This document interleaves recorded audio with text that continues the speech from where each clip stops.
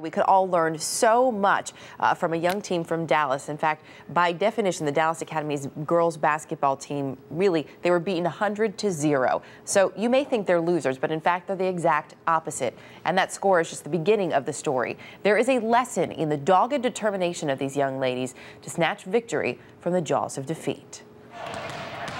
When the girls who play for the Dallas Academy basketball team hold practice, every so often there's a big cheer. The ball doesn't go through the hoop very often, and in one recent game against the Covenant School, it actually didn't go in at all. I actually was the one that was like, can we not, please don't make us go back out there.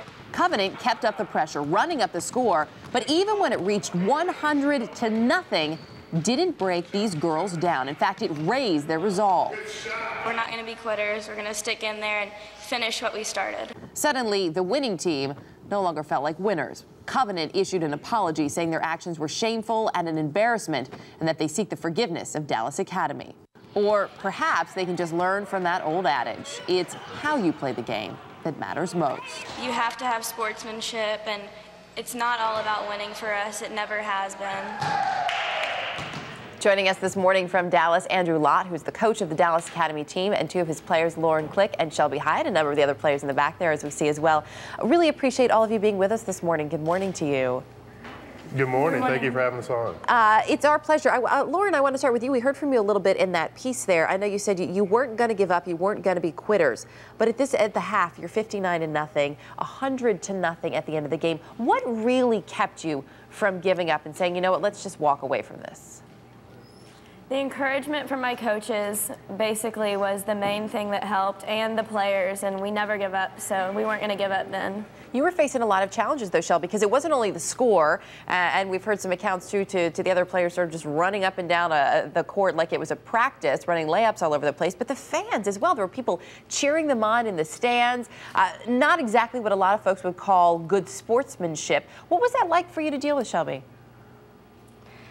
I think that they tried really hard, just like we did, and they just happened to be better than we were. Coach, you clearly have some very mature, incredible young ladies on your team here, but it had to be tough for you. How did you keep them focused, and how did you keep them going during this game? Well, you know, we tell them before every single game that it doesn't matter what the score is. Just go out and have a good time, because at the end of the day, it is just a game.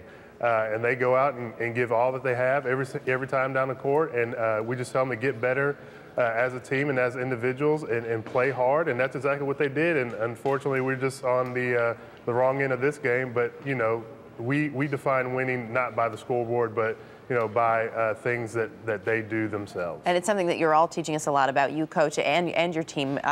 We should point out, though, you had a number of factors here. You have a very small school. You have 8 varsity players. In a lot of senses, this is a walk-on team, and yet you're playing some kind of powerhouse schools in your division.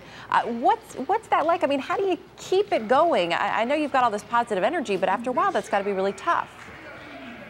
Well, you know, this is the district that we're in based upon our school size, and you know, we do go up against some very good teams, but the girls have a great attitude, and they come out every day just joyful and happy, and it's a real pleasure to coach them. Well, we're all learning a lot from you as well. Lauren, what do you think about the other team? We're going to read a little bit of their statement in a minute, but what do you think about those other girls and the way that they played? I think they were just playing the game, and they were doing what they were taught.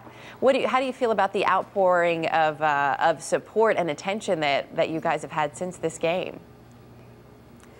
It's really weird to get all this attention just from this, but I hope everyone learns a good lesson from it, because I know we have. The Covenant School released a statement saying they regret the incidents and the outcome, that it was shameful and an embarrassment, humbly apologizing there, as you see, and they actually asked to forfeit the game. Coach, have you and your players talked about that? Will you accept that forfeit? You know, we really haven't talked about it. You know, it's something that they chose to do, but you know, like I said, we don't really play for wins and losses. We go out and try to get better as a team, and try to have fun because, like I said, at the end of the day, it is just a game.